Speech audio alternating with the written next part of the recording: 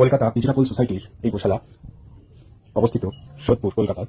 তো এখানে গোশালার যে গোবর গোমূত্রকে কাজে লাগানো হয়, তো গোবরকে এরা বিভিন্ন রকম ভাবে কাজে লাগাচ্ছে, রং তৈরির করছে। গো রক্ষা করতে হলে গোবর গোমূত্রকে ব্যবহার করতেই হবে, এটা সত্য।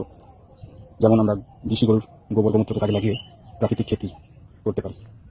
গরুর গোবর থেকে দেখতে পাচ্ছেন এখানে এই যে গোকাষ্ঠগুলো তৈরি করা হয়েছে, এগুলি মানুষের মৃত্যুর পর তাকে দাহ করা হয়, তার জন্য ব্যবহার করা হয়।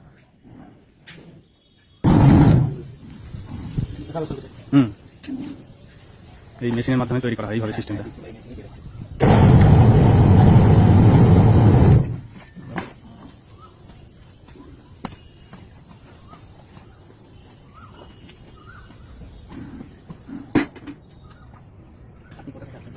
আমি হুগলি থেকে আসছি। হুগলি কি করা হয় এই গোবর থেকে?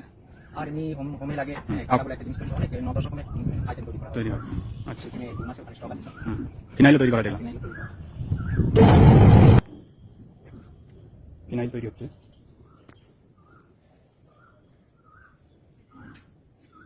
তার সঙ্গে এগুলো দেখুন, ডিজিটাল সোসাইটি, এগুলি হবন মানে সমিধার জন্য ব্যবহার করা হয়।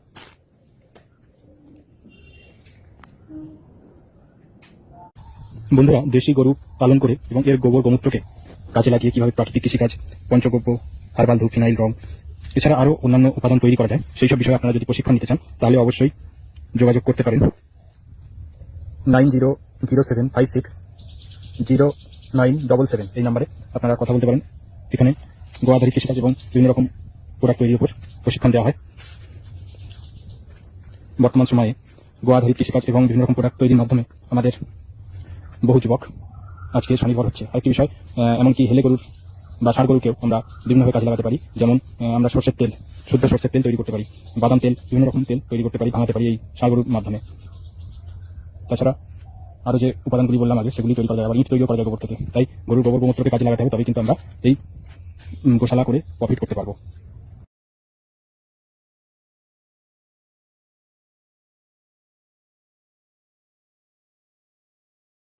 এই যে গোশালার বিভিন্ন প্রোডাক্ট তৈরি আছে, যেমন দেখতে পাচ্ছেন এখানে নাকে দেওয়ার ঘি, এই ঘি নাকে দিলে গিলানো পদ্ধতি তৈরি। তো এই আমাদের নাক ডাকা প্রবলেম থাকলে উপকার পাবেন। তার সঙ্গে মস্তিষ্কের বিকাশ করতে পারছেন, যদি এই নাকে দেওয়া হয় তাহলে মস্তিষ্কের উপকার হয়। তার সঙ্গে যে গিলানো পদ্ধতি ঘি দিয়েছি, এগুলি মোটামুটি 600-650 টাকা, 250 গ্রাম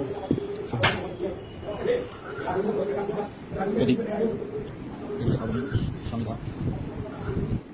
তারপরে এগুলি হচ্ছে ধূপ, হার্বাল ধূপ, গোবর এবং বিভিন্ন উপাদান আছে এর মধ্যে, হবন সামগ্রী, আরও চন্দনগুলো, ধুনো। বন্ধুদের কাছে অনুরোধ করবো অবশ্যই আপনারা ভিডিওটি শেয়ার করবেন।